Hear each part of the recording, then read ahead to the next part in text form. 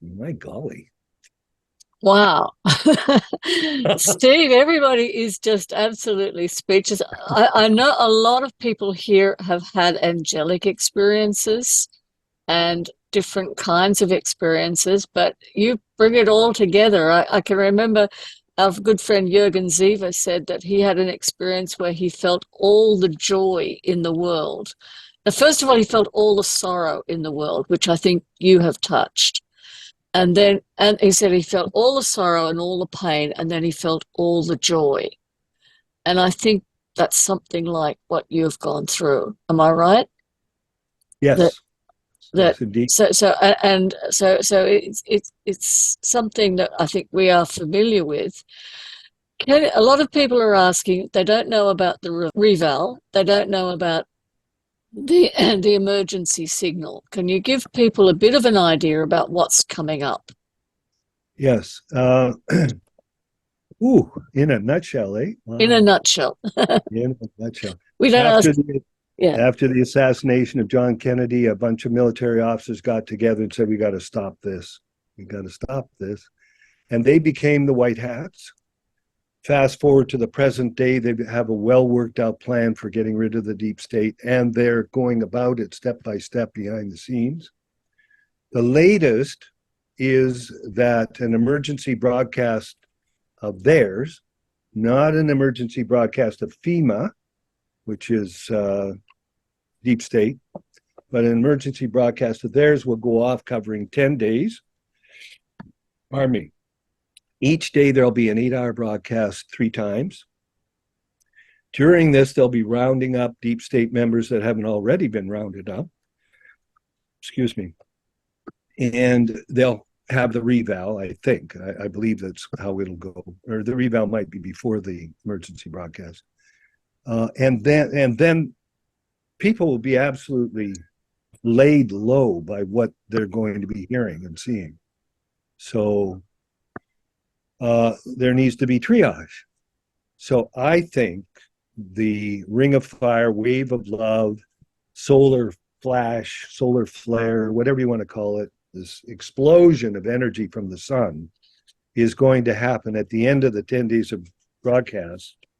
And we'll not only restore people, but put them in touch with the love that they are, right? The incredible higher dimensional love, which will be in preparation for ascension, and we'll see a separation of the uh, lower vibrational folks from the higher vibrational folks who will go on to ascension. Now, the reval. Ooh, okay, nutshell. Uh, a revaluation of currencies has happened before. Kuwait's currency revalued. Nobody was told about it, and that restored wealth to Kuwait. Right? They got, I don't know, 10, 15, 20 times what their Kuwaiti dinar was worth, and that was a means of getting wealth to them. Okay, after they'd been devastated by Iraq. A reval is happening at some undisclosed date, but soon, which originally was designed to help Vietnam, Iraq, a few other countries, but got bigger. The company of heaven got hold of it, and they said, we're going to use this vehicle to redistribute wealth. We're going to do two things. One, we're going to make a number of currencies worth revaluing, or worth you buying and then revaluing. Um,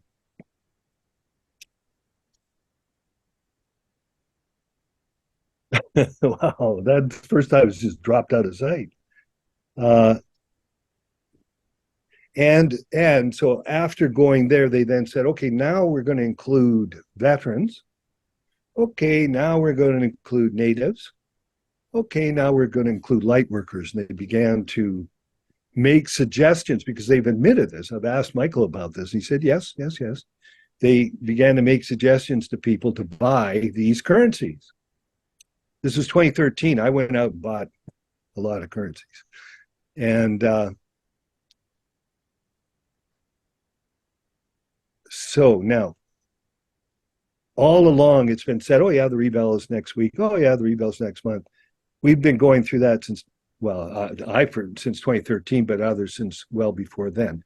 But if you want to participate in the reval, you might want to go to Amazon or eBay and purchase a $50 trillion Zimbabwean banknote.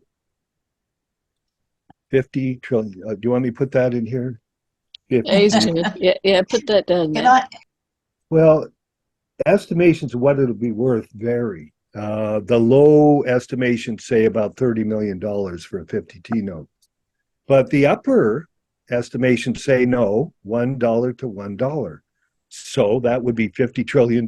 And I just can't see that. That would make money worthless after a while. You know, I would say probably a few $1 million for a 50T note.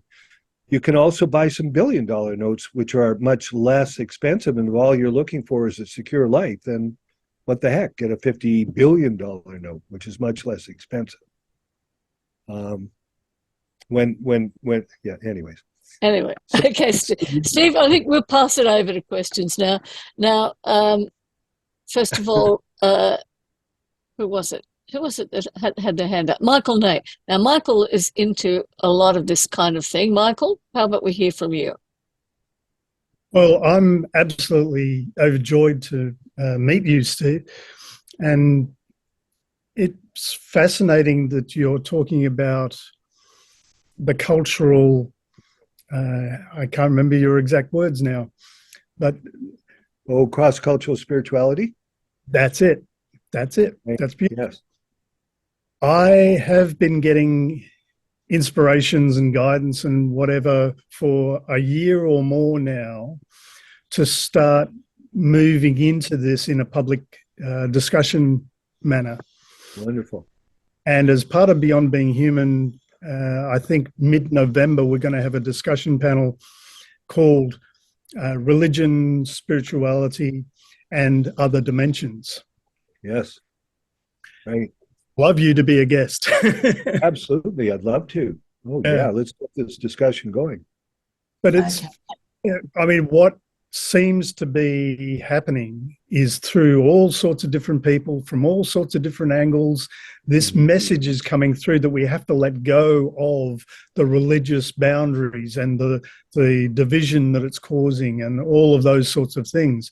And I was talking to Wendy yesterday about how our byline, which is exploring our multidimensional nature, that was our first kind of thing, like Beyond Being Human, exploring our multidimensional nature, is changing into inspiring and sustaining our divine spark. Divine spark. Very nice. Very yeah. nice. Well, yes. That's what they say. And the whole thing is now raising these conversations just to start opening up people in a different kind of way. Right. And yeah, very heart-centered as much as possible. I mean, a lot of it's very intellectual too, but anyway, hog the floor. It's just really great to meet you. Actually, it might have been somebody before. I just want to mention, somebody said, well, I can't remember what they said, but it turns out, and this is from the Divine Mother and Michael and Sanat Kumara and what have you, it turns out that we are, in this generation, everybody alive in this generation is an angel. I don't know if anybody else has heard that from their sources, but it turns out that we're all angelic this time. We blew it in Lemuria. We blew it in Atlantis.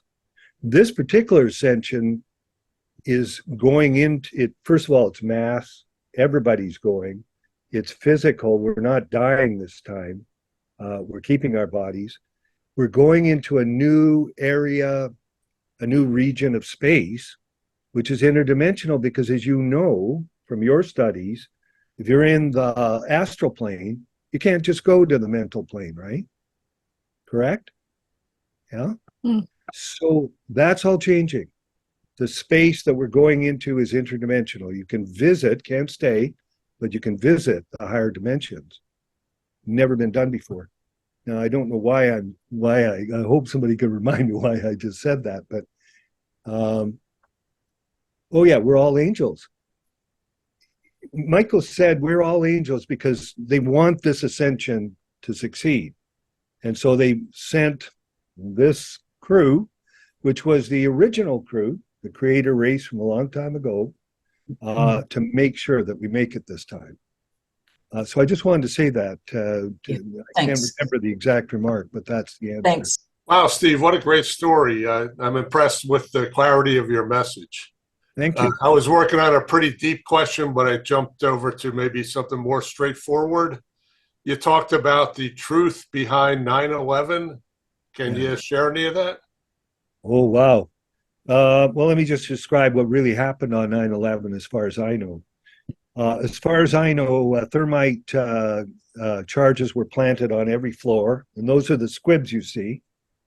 There was an explosion in the basement, kind of loosening the foundations. And there are videos where the firemen are saying, secondary explosion in the basement. The building was hit by a directed energy weapon. There was no aircraft, either building. There are videos in which you see there were no aircraft. It was staged, CGI, etc. Hani Hanjour, the flyer of the plane that went into the Pentagon, he couldn't fly a Cessna. Now, how's he going to fly an airplane close to the ground and hit the exact spot where a team is located that's looking into the theft of $2.3 trillion by the government administration, which Rumsfeld announced the day before, you remember? Oh, we can't find $2.3 trillion. Next day, 9/11. Steve has a link to the 9/11 Truth page. Well, there are books on 9/11. There are books on 9/11 on the site. But on Steve's webpage, he's got some fabulous links which spell it all out. Yes, So, that's good. Yes. Earlier on, you mentioned something about the white hats after the JFK assassination, that they were going to be purging, I guess, the bad guys. I was just wondering, from open mind, under what authority, if they're part of the government and the bad guys are part of the government, how are they going to do that? Well, they are the military. I think it's fair to say they have, well, no, it's not fair to say, because the factor that needs to be known to explain why things are happening, why other things are not happening, is that they're trying to prevent civil war, right? If they just said, we're the white hats, you're the dark hats, and we're going to slug it out, it'd be catastrophic. I mean, already you can see the dark hats using directed energy weapons on Lahaina, on Spokane, Washington, on Yellowknife, directed energy weapons, right? Whoosh. And the whole place is cinders. If you look at Lahaina, you'll see cinder, cinder, cinder. Remember Paradise, California? Cinder, cinder, cinder. So they're trying to prevent civil war. They're going about it a bit at a time. About 2 years ago, they destroyed the 13 families. The Phoenicians, you know who they are? 13 families. They controlled Europe, at least. And they were destroyed. There was no talking to them. There was no mediation or anything. Now, under what authority? They are the military, and government in the United States has broken down. There's a manual called Continuity of Government, which lays out what happens in that eventuality, which they have followed to the letter. This is going to dismay some people. President Trump is still the legitimate president. President Biden is not. the military were able to record every legitimate vote in the last election. So they know what happened. And Trump won by a landslide. And they know that. And they report to Trump. Hi, Steve. You Hi. talked about earlier the Divine Mother. Yes. Are you talking about a mother God, or are you talking about Jesus's mother, Mother Mary? Well, she was Jesus's mother. She did incarnate as Jesus' mother. That's true. Okay. So you're saying the Divine Mother is Mother Mary? Well, I'm saying the Mother Mary is the Divine Mother, yes. Yeah, right. Okay. Thank you. Now, don't forget that once you come into human form, you forget well, she didn't forget everything, but everybody else who comes into human form, you forget everything. You forget what you can do, you forget what you know. So I'm not sure that if you examine, well, I don't really know, but she was human. She took a human body and had the concerns of a human mother as well as everything else. Did that answer your question? Yes, you did. Thank you. Okay, good. Yes, it's just to say to Steve that with regard to the Mother Mary being mother, people who are getting messages from her where she says, "You are all my children." Hang on, I will get you it right now. Let's see, here we go. I'm going to put it in the chat window. Okay, here we go. There we go. This is just one passage, by the way. Can you read it? Yes, we can see it. Okay. Well, Right. can I say, if nobody's saying anything, have you heard of the Fatima prophecy? Yeah. And there is a book Oh, and where'd a you- source book, and in that one, this is a source saying that the reason she appeared in Fatima was to show that all my children, because who was Fatima? I The don't know. daughter of Muhammad. Oh, right. And yes. so this was all are my children. There are no exceptions. Right. I got it. So in appearing to a woman, he's saying, oh, no. It's not just for men. Yeah, thanks, Steve. I totally accept that our purpose in life is enlightenment, but you're speaking on a weekend when tragically we've seen extreme hatred and fanaticism in the Middle East, for example. How long, realistically, do you think it's going to take the last human being on Earth to achieve enlightenment? Because so many people seem very far removed from that at the moment. Well, ascension is enlightenment. And there will be a very large number of people who will ascend, and there will be a very large number of people who don't. But everyone eventually will ascend. Everyone eventually will get enlightened. Sri Ramakrishna used to say, everyone will get their meal, some in the morning, some at noon, some at night, but everybody will get fed. And that's true here. Everybody will eventually get enlightened. So, it's only we who look at another person's journey and say, oh, well, they're only this or they're only that. As far as they're concerned, they're right where they need to be. This is all going forward for them. They're not where we are, say. But that doesn't really matter in the total scheme of things. We're all going on the same journey together. And some will get there earlier, probably because they left earlier. Does that answer your question, dear? It's just when we see such terrible violence, it just seems some people are a very long way from enlightenment. Indeed. I'm quite pessimistic, I suppose, about the state of the world, but There'll be thank you very much. There'll be some people who will go back to the first dimension. They will give up this existence and start again.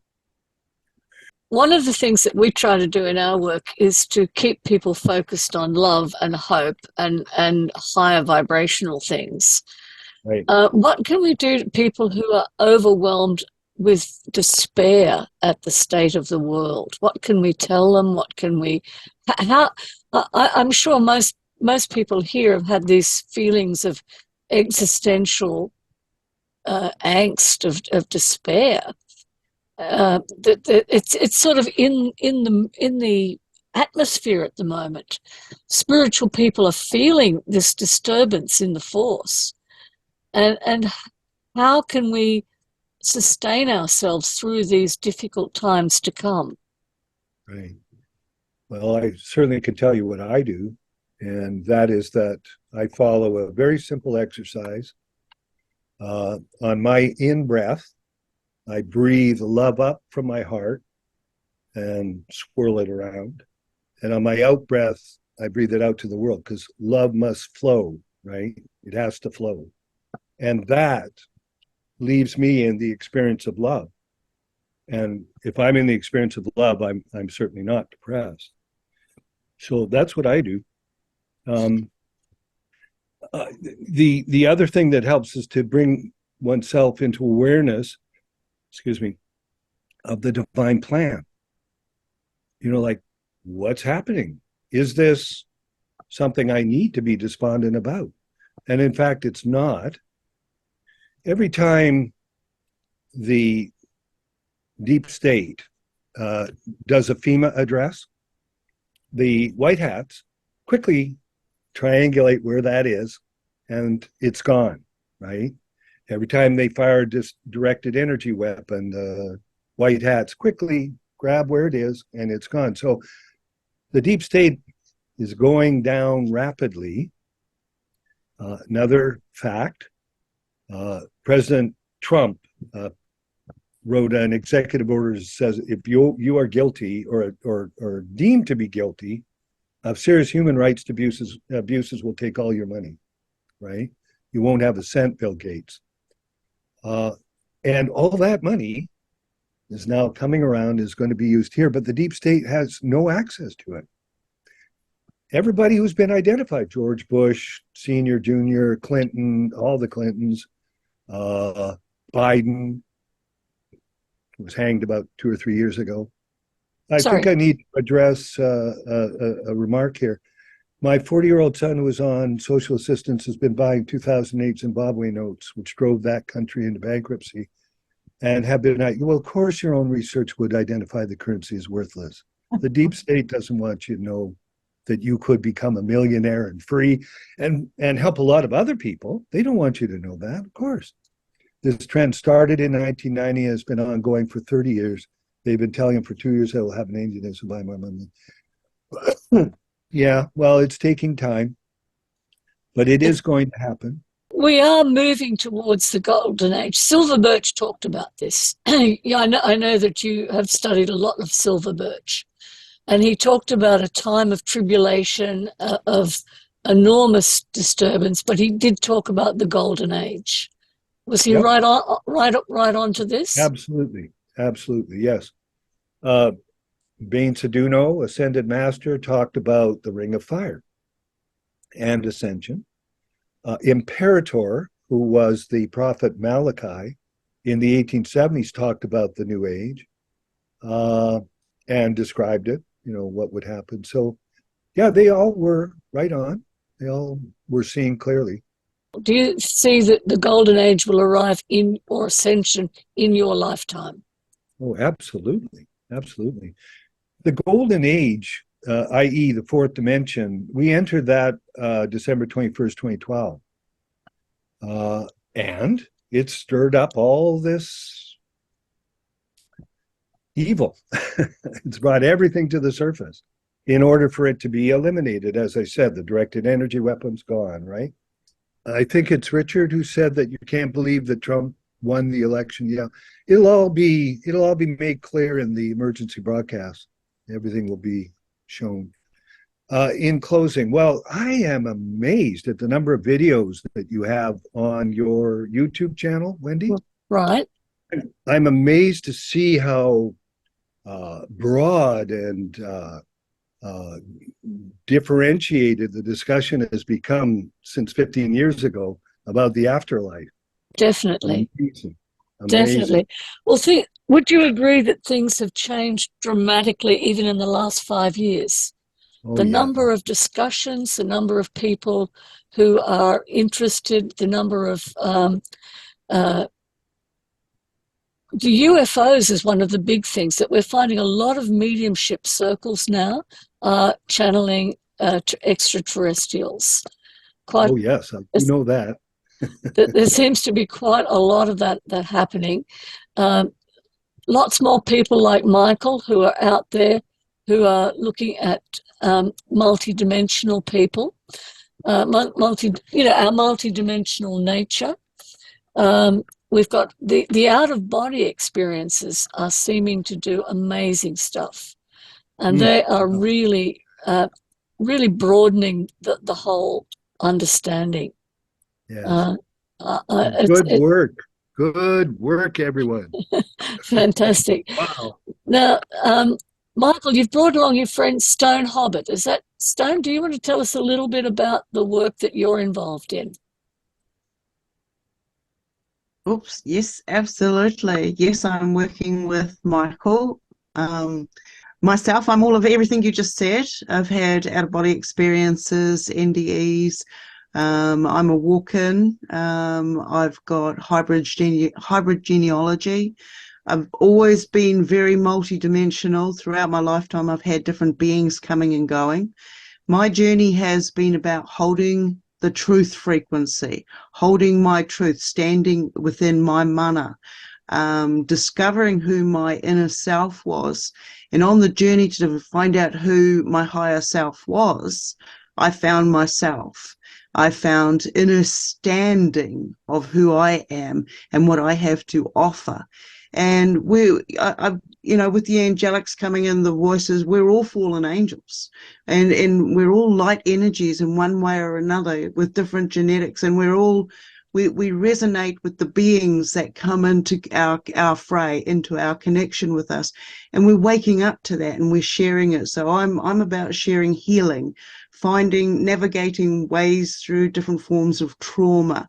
I mean, trauma can come from just watching something on TV. So once we allow ourselves to be in touch with ourselves, only we know our truth. And if we stay within that frequency, then everything else just is just a ride.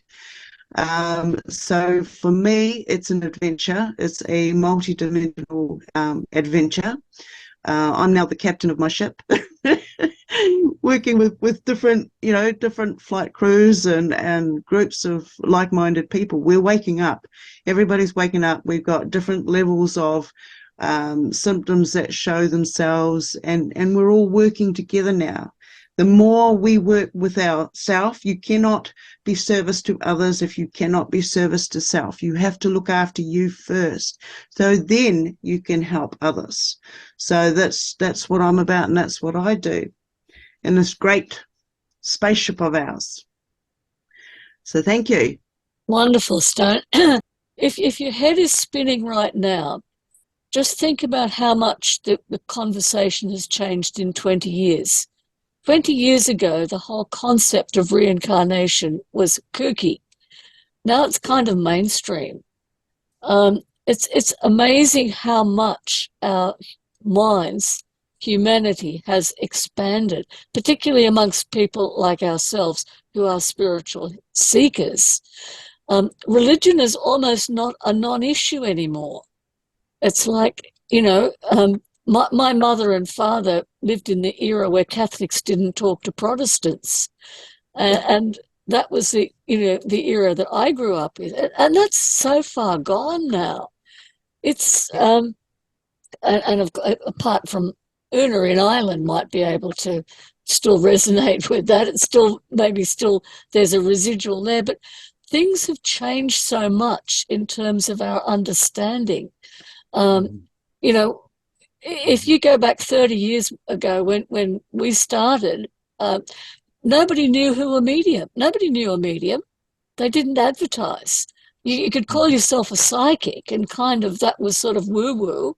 But people didn't have that sort of awareness of psychics and mediums. And it's just, if I look at the number of interview programs on YouTube that have gone on even in the last 3 years, the number of people who are interviewing experiences, it is just absolutely astronomical. And Steve, is that all part of this ascension that we're talking about? The new energies that have. A lot of people thought 2012 was a fizzer, that it didn't actually happen. But from what you're saying, is that it was actually successful, that the world has actually moved forward from 2012. We moved into the fourth dimension. We moved into a fourth dimension. Well, apparently, when we reached, or were reaching 2012, the collective consciousness wanted more people to ascend. And so we asked for a further extension of time during which more people could be restored or rejuvenated, all the people who are starving, who don't have houses, who are feeding from trash heaps and all that. With the reval, we're going to be able to give them better living conditions, and they will be energetically restored and be able to think about ascension. But also, you can't. Well, you could, but if you're wanting to preserve this body, you can't just ascend like that.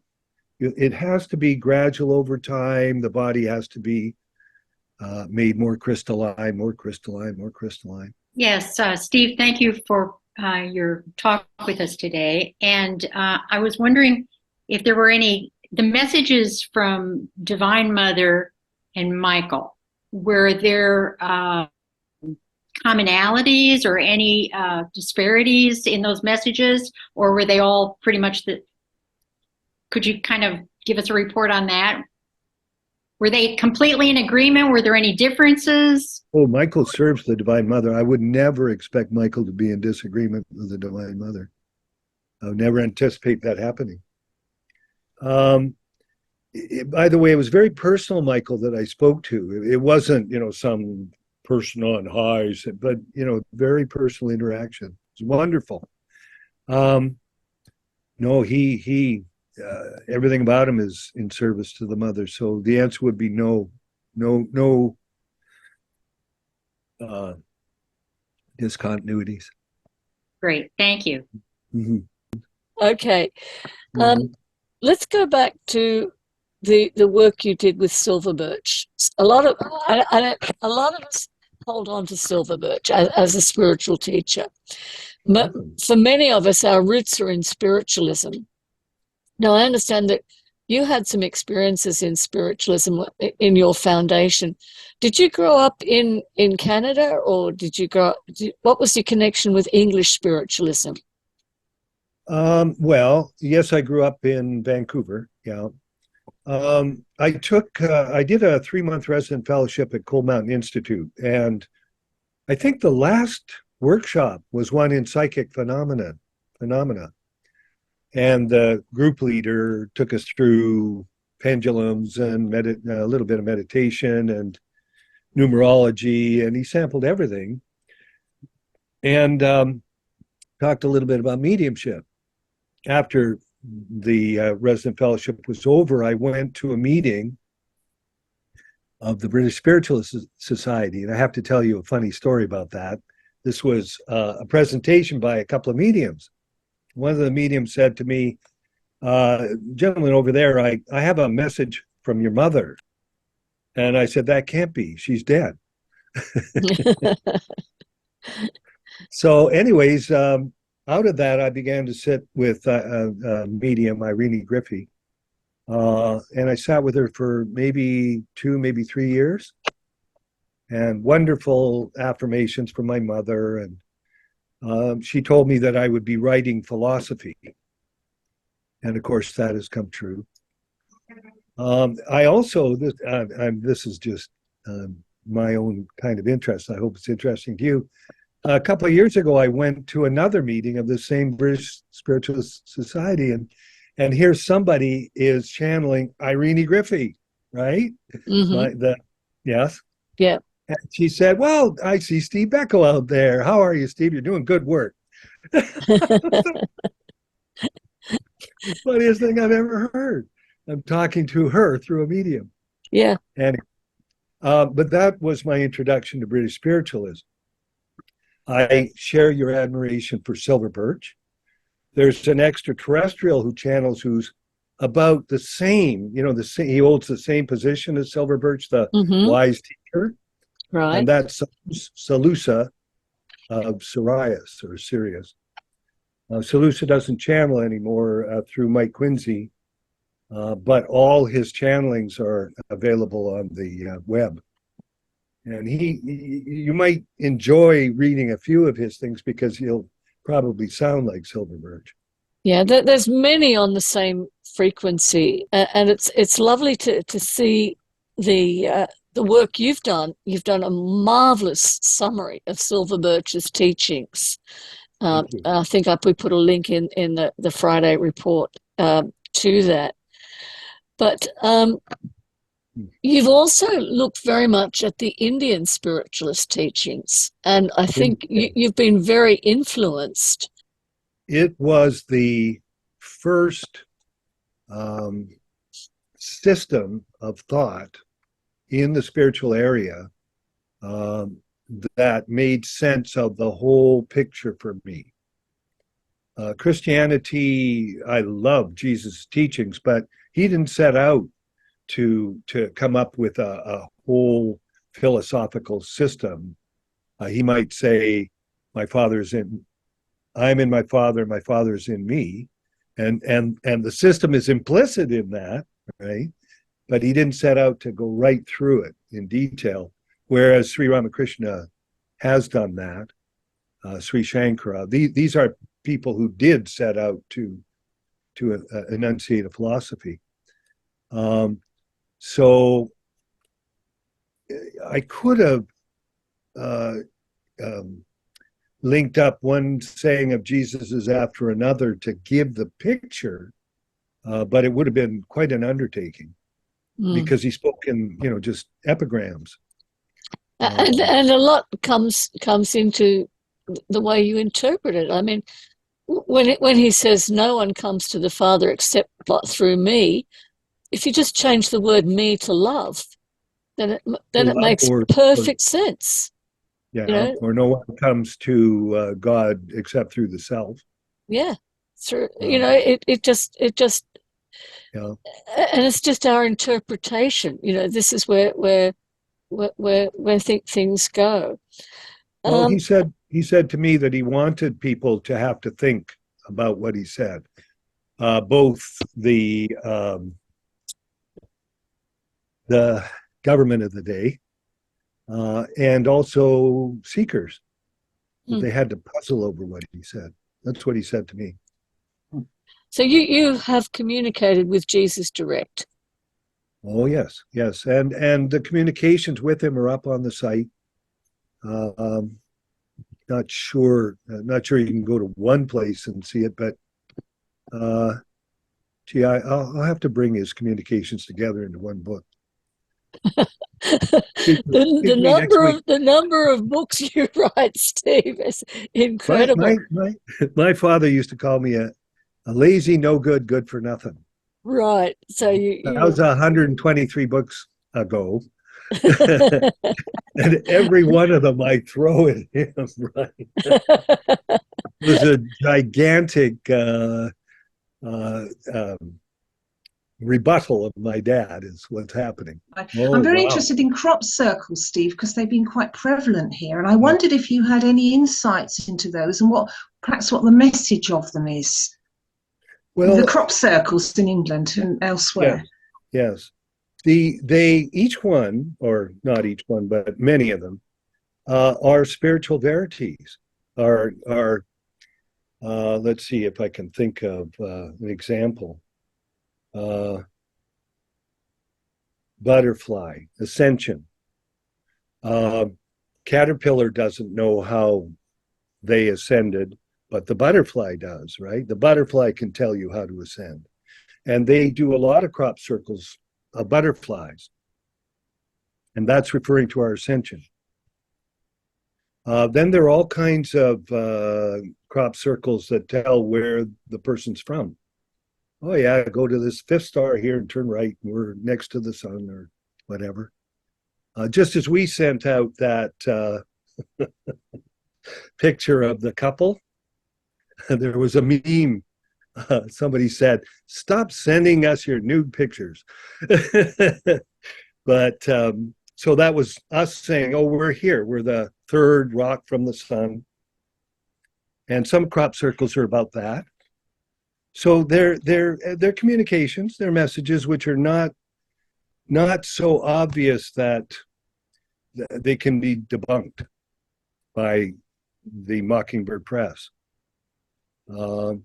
Much like Jesus's epigrams. We have to think about his epigrams. Like, for instance, man came upon a treasure buried in the field. There's the field, right? Treasure buried in the field. First experience of enlightenment. Oh, what is this? He buried it again and went and sold all he had, all his desires, but for that field, sold all he had, took the money, went back and bought the field and became finally fully enlightened. I mean, do you know what I'm saying? These are epigrams, and the crop circles are epigrams. So that's my response. Did that answer your question? Steve, I think Julia and I are asking the question, and of course I read your webpage on crop circles. You've written quite a lot about them. The question is, who is behind the crop circles? Is it extraterrestrial? I know there's been videos of little spaceships, little lights running around before the crop circles appear. The genuine ones. We know there's a lot of fakes, but there are videos of, you see these two little lights going around there. Now, we don't know whether they're orbs or whether they're extraterrestrials or if they are spirit or all of the above. What do you think, Steve? I think they're probably drones that are doing the actual crop circle, and the ship is somewhere nearby. Right. So there's an extraterrestrial connection with them. There are millions of spaceships around us right now, cloaked and invisible. You can't see them. For years, there was an Arcturian lightship above not above my apartment, but off to the west. It just recently disappeared, but it's been around for a long time. I asked Sanat Kumar about it, and yes, he said it's an Arcturian lightship. But most of them are invisible. But if you go onto YouTube and look at the video of Vandenberg Air Force Base and the fellow on, who's the guy with the suspenders, the interviewer a long time ago? Oh, yeah, I know, Larry King. Larry King. He was on Larry King, and he had videos of extraterrestrial craft hitting one of their missiles and incapacitating it. Sergeant, what's his name? I can't remember. At one of the Minuteman bases, described how spaceship came over there and zapped all their controls, and they were down for an hour, and their missiles were incapacitated. That's another department of what they're doing. They're preventing nuclear war, right? So there's some of them preventing nuclear war. There's some of them doing crop circles. There's some of them communicating through mediums. But there are large number of extraterrestrials communicating through mediums. Go to eraoflight.com and you'll see them all. There's as sophisticated and broad a discussion of extraterrestrials happening as there is here about the afterlife. It also has mushroomed, right? Yeah. Steve has an amazing database there called Disclosure. So if you want to work your way through your Disclosure database, it's got I think you mean First Contact, right?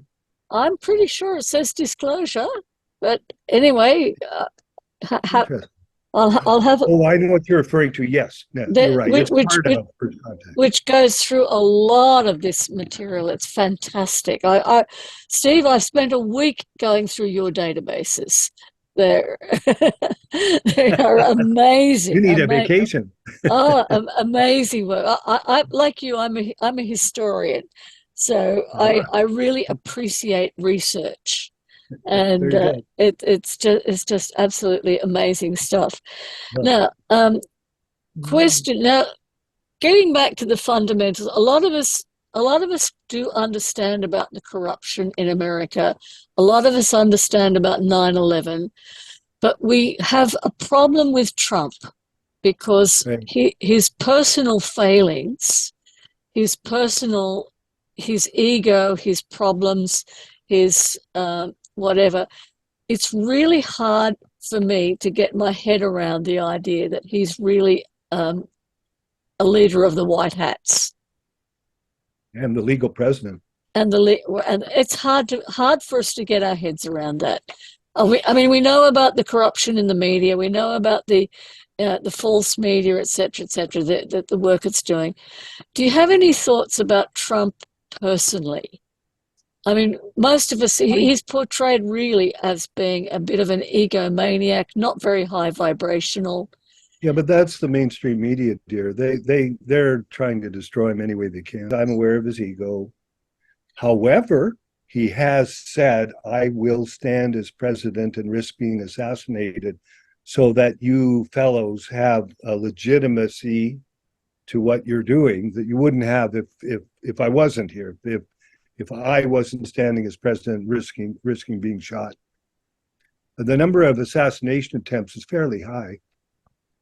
I mean, I think we can all see that the system is broken, and it hasn't been working for many, many years. If we go back to President Eisenhower, who talked about the military takeover and all of that, the problems. Same bunch. Yeah, go back to that. Put it this way: I do have problems like many of the people here commented in the chat that they cannot see Trump as being a good guy, but we can agree to disagree on that. Yeah, probably have to, but don't forget that I haven't looked at television. I haven't read a newspaper since 2008 when Salusa said stop watching TV, and I did, right? Okay. So I haven't seen all the ways in which the mainstream media is tearing down Trump. Right. Although I'm aware that they are, well, it'll all be explained in the emergency broadcast. It'll all come out.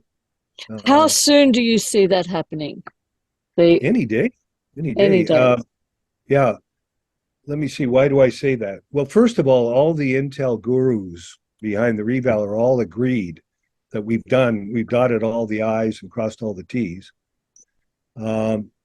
And as a matter of fact, you don't know, I'm about to say something that wouldn't mean anything to you probably. Tier 4 is going. There are tiers to the reval. The big guy, the little guys. So tier 4B is us. That's when we go. And tier 4A is already going. That's the groups. We're the internet. We're called the internet people. But the groups are already going. If the groups are already going, wow, we're underway. So I don't see it as very long now. But, I just sit back and relax and let it happen. My big thing, and Silver Birch keeps saying this, you have to fight fear. You have to focus on the love, not on the fear. Definitely, and change is fearful. For a lot of people would prefer to not put up with things as they are rather than have change. Yeah. And yet, of course, the situation, we've only got to look at the situation in the Middle East. We've only got to look at the situation in Ukraine to know that things cannot continue as they are. Do you think we will have nuclear war? Is it going to get that bad? Impossible.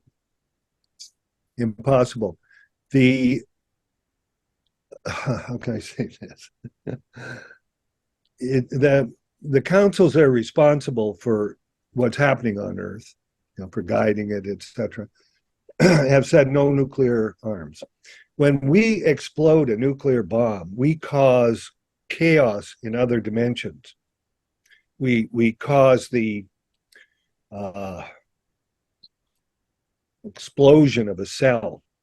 This is Matthew Ward describing this. My information comes from Matthew Ward, who's probably our best human on the other side source, Matthew Ward. Matthew's message. It causes a shattering of the soul. And those fellows up there responsible for, for this kind of thing have to go and get each piece of the soul and integrate it again. I've never heard of that before. So therefore, there are no nuclear explosions allowed on Earth. All this stuff from Kim Jong-il saying, we've got lots of weapons and we've got different vehicles that'll deliver them and we can reach Manhattan and all this. It's bunk. No one can explode a nuclear weapon. I was just wondering, Steve, what you thought about some of the things that people are saying, that the Earth herself is purging herself. Who is purging herself? Earth. Gaia. Oh, yes. Gaia. The weather events that are happening now. What's that all about? Yes. We are moving to a universally temperate climate. Now, from the astral plane, right, that if you're on the astral plane, the climate is universally temperate, right? You don't hear of a hurricane on the astral plane, do you? Mm-hmm. Yes? Okay. No. Well, we are moving to a universally temperate climate. Now, that, plus the fact that there's been so much negativity on Earth, the Second World War alone should give us an idea of that. Gaia is having to stretch and release the negativity and just the position she's gotten herself into, having more or less like us kind of gone like this, right? Gaia is the archangel that inhabits Earth, just as Steve is the angel that inhabits this body, right? Are we there? Are you with me? Yeah. Yeah, got that. Yeah, she is stretching, and some of the earthquakes are a result of her, and not all the result of the deep state's weather warfare weapons. It's moving from the climate we have now, which has seasons, to a universally temperate climate. Probably like Northern California or not Southern California, because that's really very hot, but temperate. I live in a northern temperate rainforest. Right. But it's going to be warmer than this. Right. Hyacinth, you have something to say? By the way, this is all covered on the site. Just enter climate change. Right. You'll know all about it. I was just saying to Steve that 30 years ago, I understood that the ascended masters had said they will not allow humans to destroy the beautiful terra, as they call Earth. Absolutely. And that they do not like the nuclear weapons and they will not allow it to be used. Yes. So I'm very relaxed about all the threats because I think that they will not permit it. Yes. Well, not only that, but also when you remember that all 209 nations have signed on to GESRA, Global Economic and Security Reformation Act. And one stipulation of GESRA is that you need to be at peace. So the whole world has signed on to being at peace. And the White Hat Coalition is not just led by the United States and its allies or whatever. Russia is part of the White Hat Coalition. Putin is operating to bring the world to peace. His BRICS alliance is making the reval possible because the deep state is fighting the reval, right? and BRICS, which isn't part of the United States, and therefore not quite as, in the grip of the cabal, is leading pressure to get the reval done. Putin is not an enemy. Thank Interesting. you, Steve. Okay. Okay, Steve. What about the pole shift? Are we expecting and I'm going back to Edgar Casey's predictions about massive land change in the United States and all over the world. Is that going to happen? Like the Mississippi River cleaving the United States in two, and all Japan sinking under the ocean, all that kind of stuff. The cabal tried that. Their Fukushima disaster was originally designed to totally submerge Japan, and the fellows upstairs said nope and mitigated it. Right. It was a thermonuclear bomb underneath, or off the coast of Japan that caused the Fukushima earthquake. Interesting stuff. Hi, this wasn't absolutely specific for Steve, but I was just wondering either his or your maybe advice. I would really like to start studying silver birch. I'm fairly new, and I was just wondering if you guys could give me some advice, a good place to start. I don't know really much at all about silver birch. If you go to victorzammit.com/silverbirch, you've got all the books there, and you've got little summaries of each book. And email me, Amy, if you have any difficulty. Steve, yeah, that's the best news you can give us at the moment about nuclear weapons. But just a quick question, because as far as we know, if the history is correct, we did have 2 nuclear explosions at Hiroshima and Nagasaki. So was that as it seemed? How did that happen? Australia too. Those were the 2 explosions that caused the damage on other dimensions. It was after that the Galactic said, that's it, no more. Oh, it was after that. I must have missed that. Sorry. No, I don't think I said it, but it was after that. Okay. Steve, there were explosions sorry. in many places. There were explosions in many places, including in central Australia, which affected a lot of people. It's just been disclosed. I have to correct what I said. No explosions in space. Test explosions in the Earth were allowed. Yeah, and they've done a lot of damage, as we know, certainly. Yeah.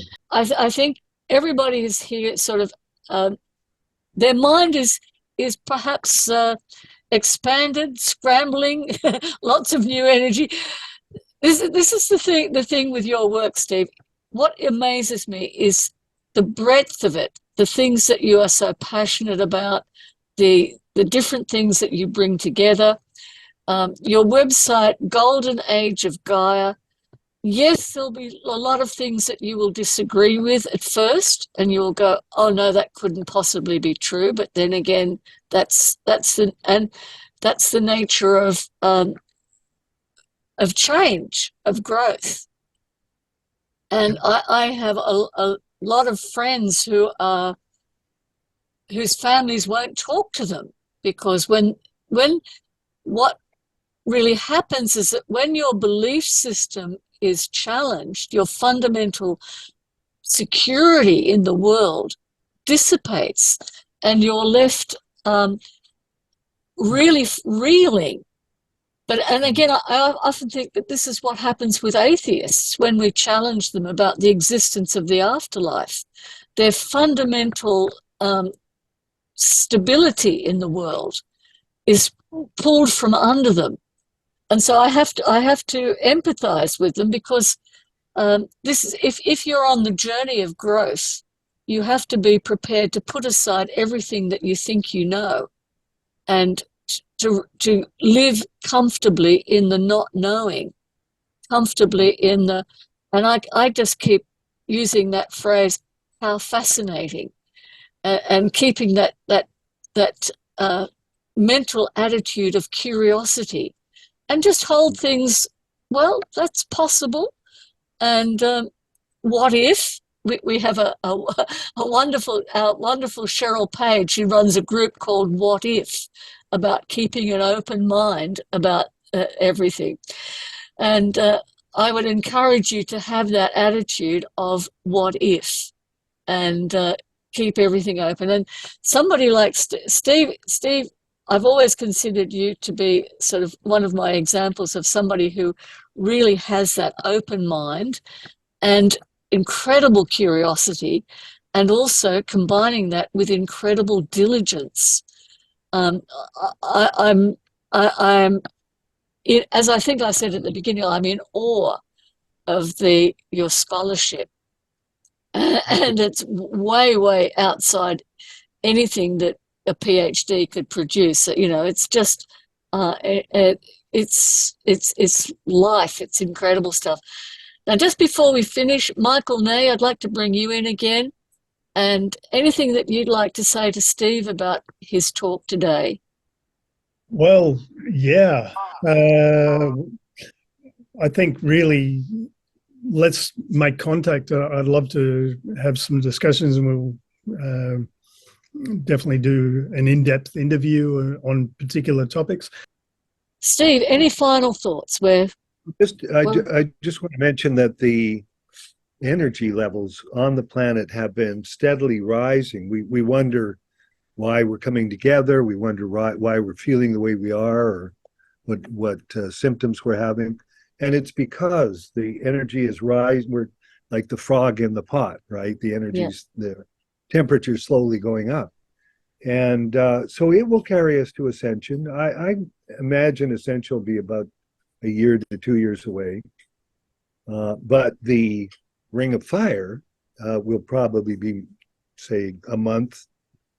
What do you expect to happen in the Ring of Fire? Well, in my own heart opening, it was an explosion, right? Some obstruction in my heart went out. This will be an outside blast of energy, which will cause the same thing. It'll cause a heart opening. And after that heart opening, people will be immersed in higher dimensional love. And the cat will be out of the bag, so to speak. So that's what I expect. I expect emergency broadcast, reval, rounding up of the cabal, and then Ring of Fire. Well, interesting times that we're living in. Oh, absolutely. And you'll love it, by the way. The Ring of Fire you'll love. So, Steve, as always, thank you. Great admiration. I'm glad that we've reconnected after all these years. Good to see you after 15 years. It's we're congratulations to everyone on the work you're doing. Oh, well, to all of us here, we're all, every one of us is carrying this little torch out to our own communities, and it's what we're here for. Yes. So